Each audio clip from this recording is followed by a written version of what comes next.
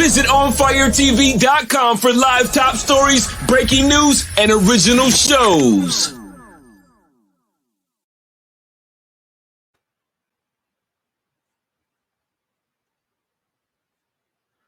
What's going on? It's your man Diamond K in here, of course. TheDiamondKShow.com, OnFire-TV.com. Thank you for joining me. Thank you for tuning in. It is election season. You've been hearing me talking about it. And this gubernatorial primary election is heating up now. We are fast approaching Election Day here in Maryland. And if you have not been paying attention, the time is now for you to pay attention. One of these folks right here, they're going to be the next governor of the great state of Maryland. And it is up to the voters of Maryland to decide. There was a debate that was hosted by Maryland Public Television and in conjunction with WBAL and the Afro newspaper. We're going to talk about that. And we're going to talk about some of the independent polls of the 2022 gubernatorial primaries. We're going to talk about that. I'm excited about this election. I am a very vocal critic of current Governor Larry Hogan. I am happy to see him go. It's often talked about that he's a Republican governor in a Democratic state, Democratic-leaning state. And I think a lot of hay is made of it when he is a politician who benefited from a very splintered Democratic Party some 7 years ago, and he slid his way in.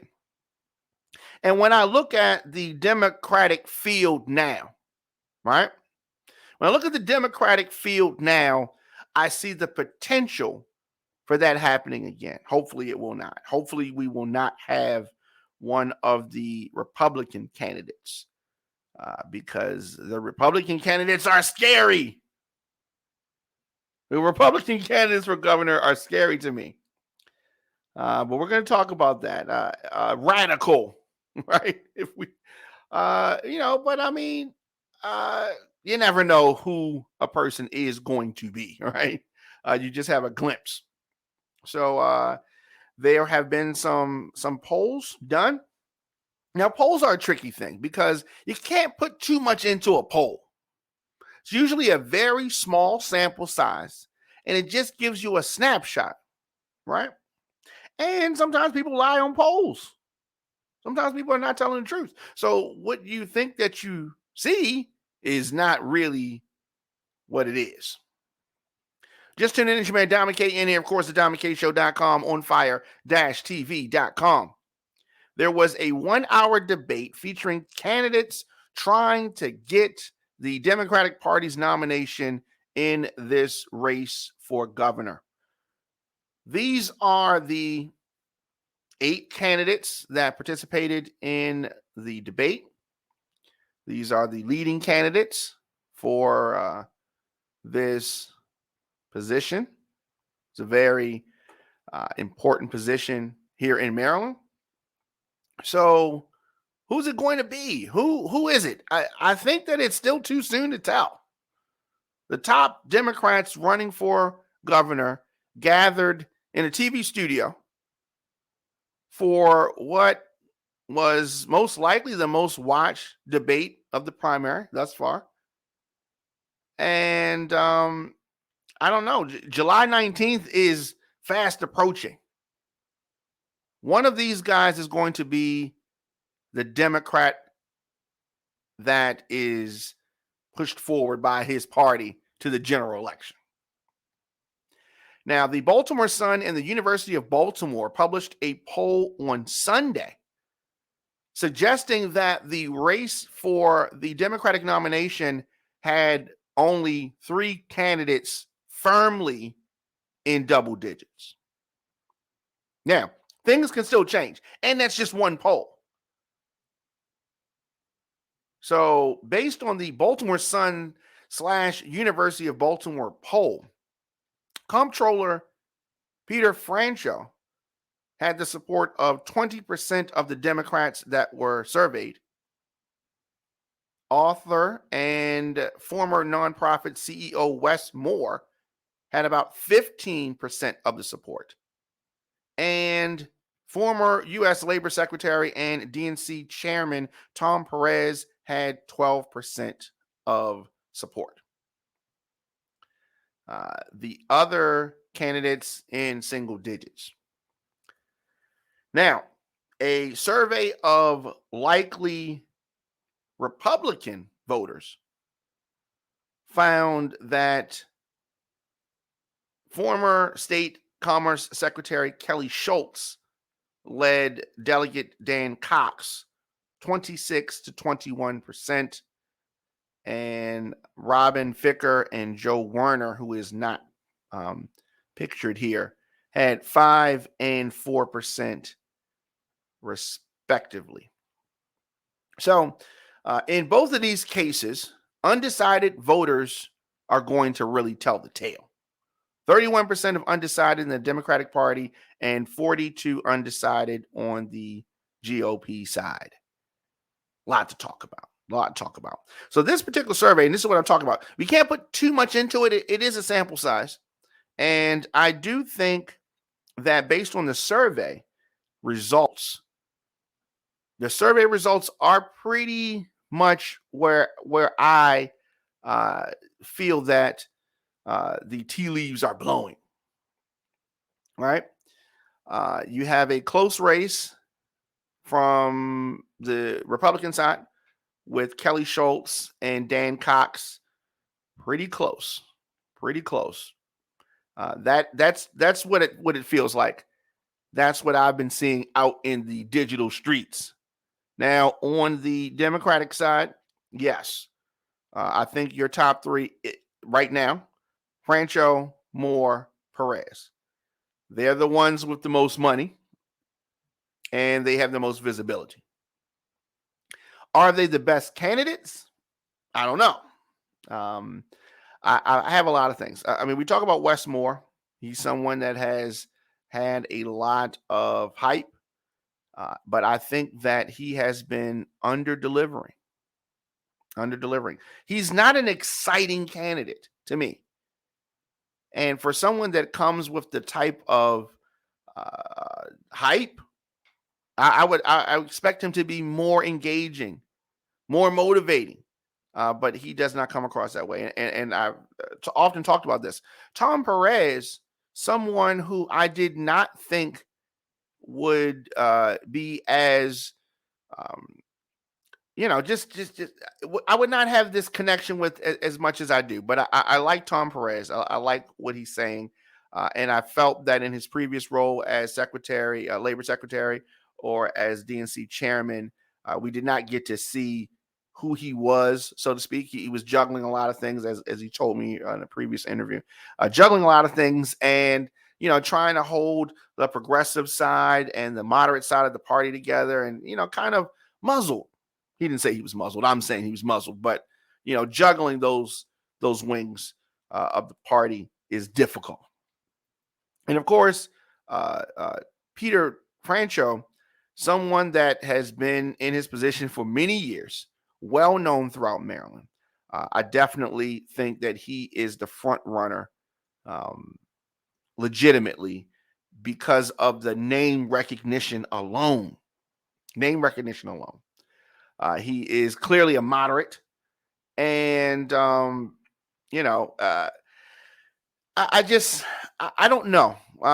So are we shaping up for Peter Franchot to be facing Kelly Schultz in the general election? I do think that. Unless something happens, that seems to be where we're going. Now, here's the thing. we have a lot of Democrats in the race. Too many, I think. Too many. Now, let's say that you had a Westmore or Tom Perez come out of this race. The other one would probably get the majority of their support, strengthens them. It would cement one of them to probably get the nomination. But pride, but ego, politics will not allow them to do that. Right? So then we're going to have Francho, who's probably going to win. At least he's the most known entity on the Democratic side. And if you have the majority of the voters being not engaged, you're going to have just an influx of older voters. You're going to have an influx of folks who know Peter Francho and are going to be comfortable with voting for him on the Democratic side. So that's where I'm looking at that. And Kelly Schultz is, the heir apparent from Larry Hogan. So those that were comfortable with Larry Hogan's strategies, Larry Hogan's, policies, you're going to get more of the same from Kelly Schultz. Dan Cox is the Trump candidate. He's a little out there. He's very far to the right. And I don't think that Maryland is the state that would push him forward as far as the Republicans. They push Dan Cox forward. If Dan Cox wins a GOP nomination, I don't know. I think that it is pretty much assured that the Democrat is going to win, and it's just going to be hands down. Bam, there it is. But what you have is a state that's had 2 years of a Republican governor that is touted as someone that has these high ratings. But when you look at Maryland before Larry Hogan and Maryland after Larry Hogan, we're not in better shape. We're in worse shape. So let's not act like this Republican governor who, quote unquote, has these high approval ratings really did something good for the state of Maryland. Maryland is a state, not a city, right? There are many, many cities within Maryland. His primary focus is being an adversary to Baltimore City, to Baltimore, and not an ally. In Annapolis, in the governor's mansion, Maryland will benefit from Baltimore having an ally there, not an adversary. Not an adversary. And I just think that a Republican right now would be an adversary. Now, there's some Democrats that would be an adversary, I think. So what did we see during this Democrat debate? We saw different strategies from these gentlemen, different ways of doing things. And these different approaches will get us complete different results. So you look at somebody like former Attorney General Doug Gansler, who is right here with he's the gentleman, the third in the top row, right? Doug Gansler is one of those guys that's pushing, this heavy crime thing. Wants to bring more police officers. He wants to crack down on crime. And he talked about crime that happens in underserved communities and communities of color. You listen to Doug Gansler and you think that that's the only place where crime happens, right? So he wants to bring this hammer down on the inner city. More police. That's what he thinks that is needed. So that's the type of thing.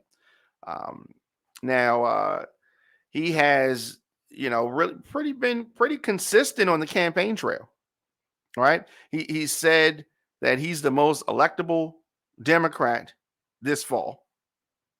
And I don't know if what he is selling is connecting based on this poll. he was just 4% in this poll. Now, let's understand the Democratic field is wide. So he was Gansler was a runner-up in the 2014 Democratic primary for governor with 24%. It's been clear for a while that Gansler is going to finish well out of money, you know. It's really about that. So we talk about money. This is advertising. This is getting in the faces of voters, citizens. And, you know, he's not, while he is a name that people know, former attorney general, he has just not had the type of visibility that's needed to get him in those in that top three, right? So his strategy to me is more along the lines of Eric Adams in New York, the former police chief. That's just just tough on crime kind of thing, and they've elected guys like that, and that has not helped with crime. That strategy, because the problem of crime is based on economics. It's based on economics. So you coming down with this hammer is not going to solve the problem. It's not going to solve the problem. Now, we have some guys up here that have some innovative strategies to really help combat some of the things. But I just don't think that they have the campaign finances to really stay in this race and get their message heard. So maybe next time, maybe in another position, that's possible. But, every candidate in this race wishes he was leading the field, right? And it's a tricky thing. Of course, we're talking about these are all men, right?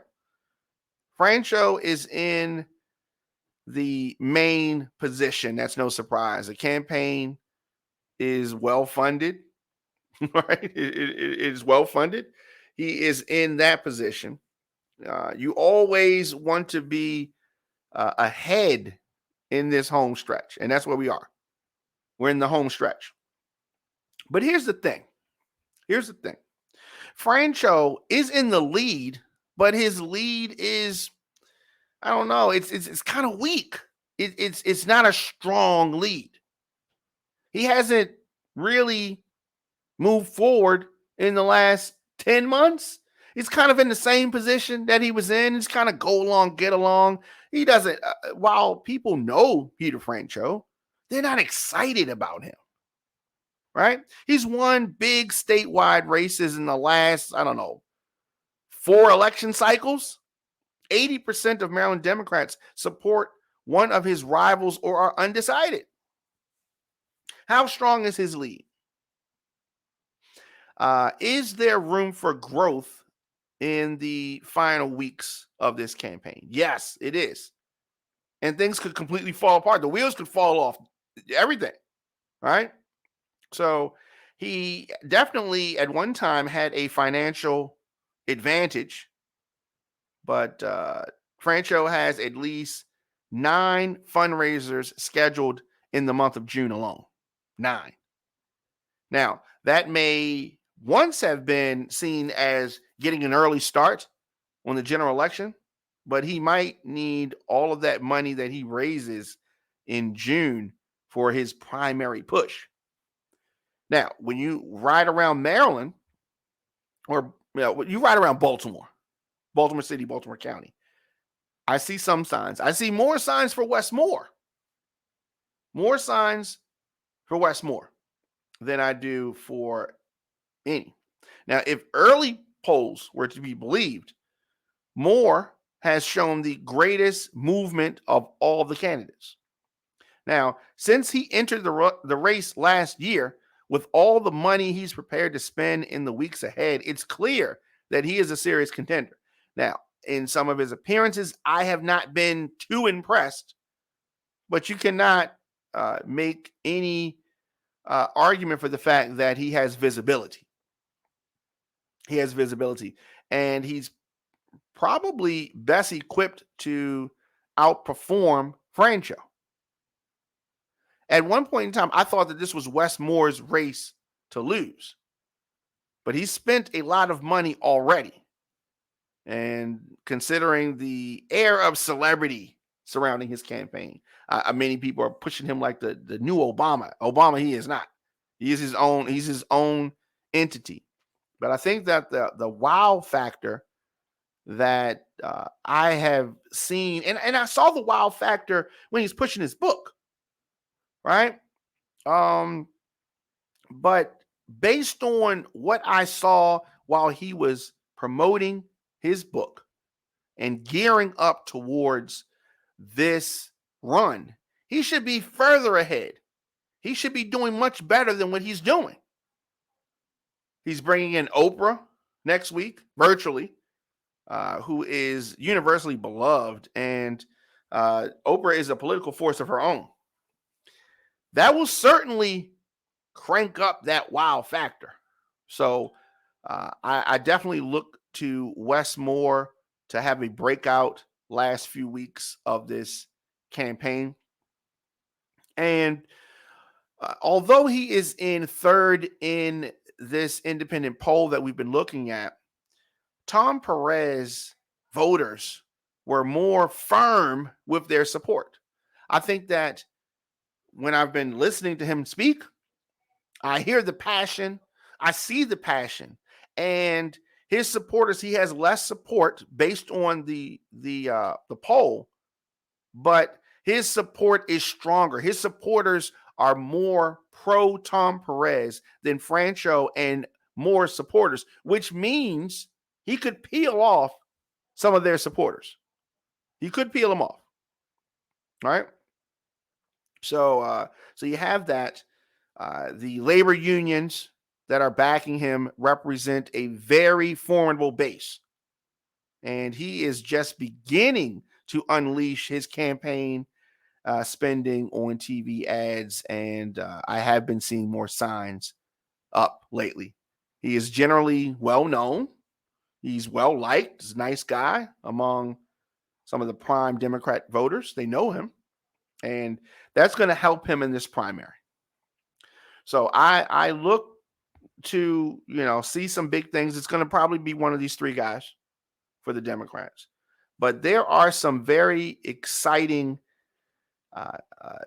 candidates that are in this race that don't have the money. And unfortunately, you don't know their name and you don't see any of their, campaign stuff when you're driving around.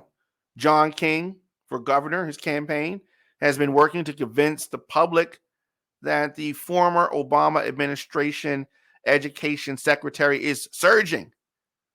Right now, in the view of many political professionals, he has run a focused campaign with a consistent progressive message and an emphasis on building grassroots support. I like him. And we're talking about the gentleman here with the black blazer and the red and gray tie. Right now, that aside is not enough. He wasn't widely known when he started campaigning. And based on the poll, the Sun UB poll, he has not caught fire yet. He's only attracted 4% of the support of those that were polled. 4%. So that is a lot of ground that would need to be covered. You have Baker, who's in it, the former Prince George's County executive, Rashawn Baker. And, he has had appearances that I've seen that I was excited about stuff that he was saying. I didn't think that his appearance in the last election, the last debate that ran on Monday was his best. He has campaigned aggressively, like, any other candidate in the recent weeks. But his focus has been almost entirely on Baltimore City and PG County. He's going to need to do more than that to win in the primary, right? That does not appear to be paying off for him. Fundraising has been a challenge, and that's a challenge for a lot of the candidates. It's tricky. It's tricky. Baker was the runner-up in the 2018 Democratic primary for governor. He got 29% of that.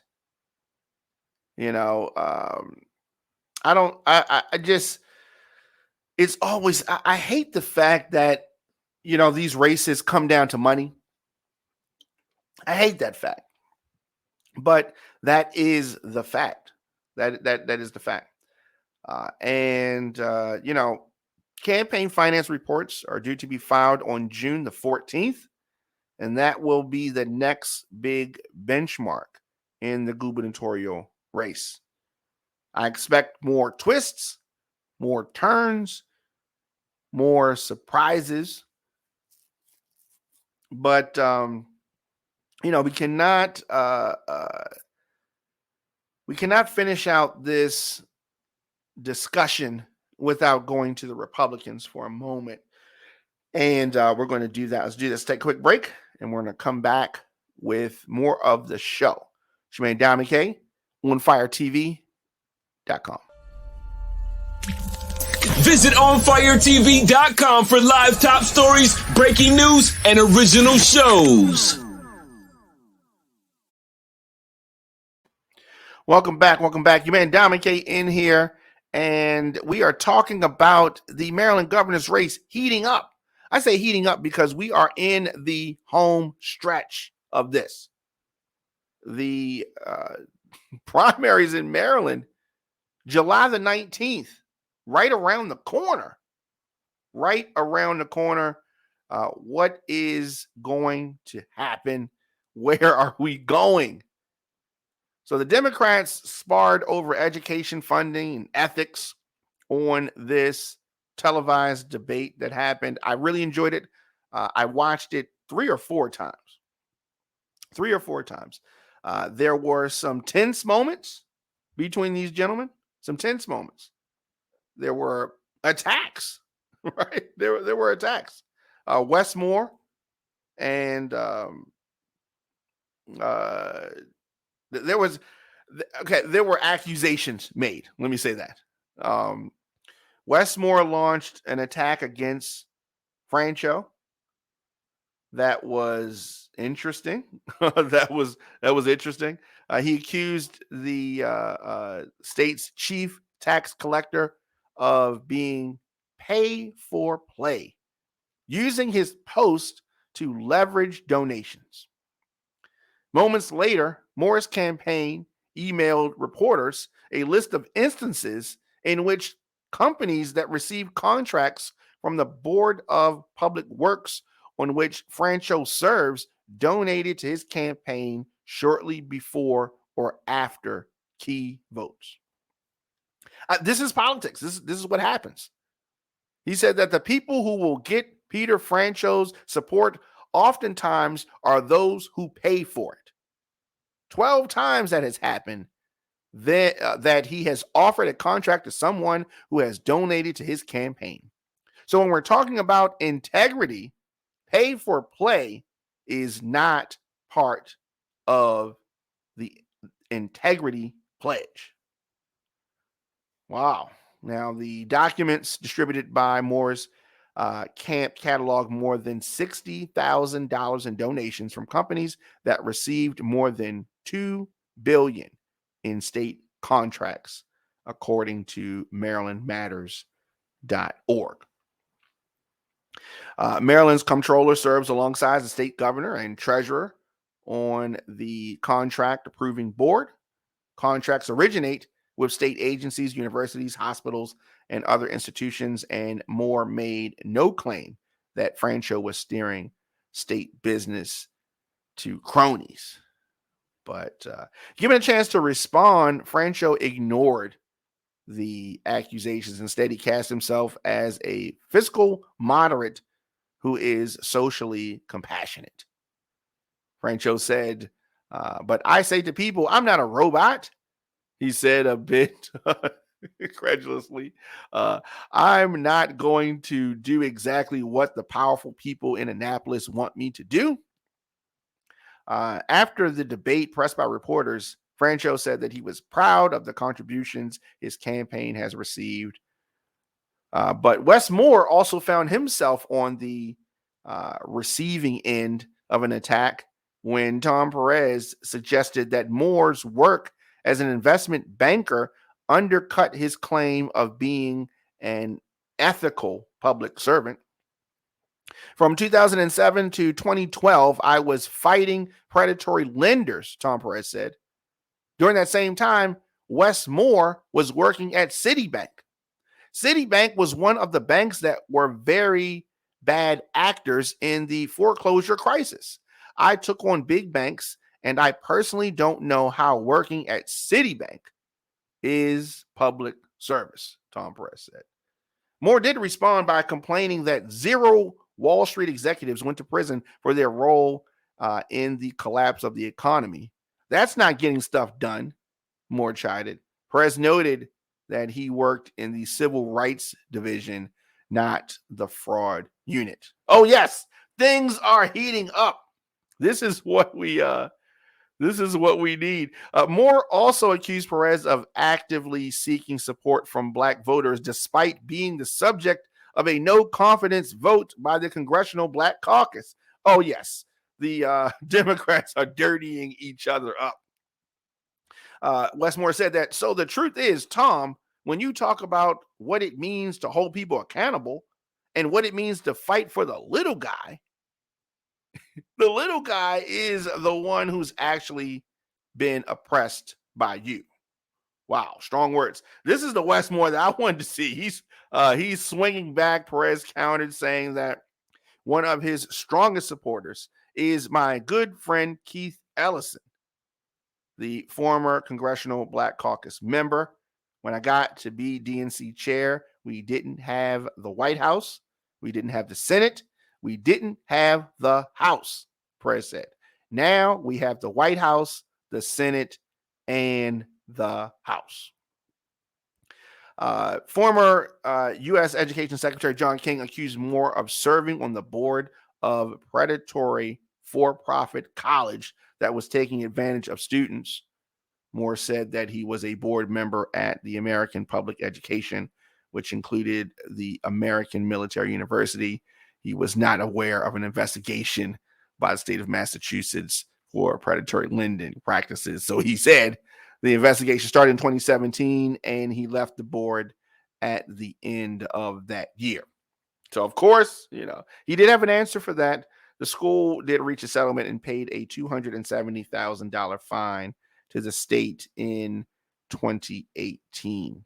King said that the system he helped the Obama administration set up to cancel debt for students who attended colleges with predatory lending practices is once again operating under the Obama administration.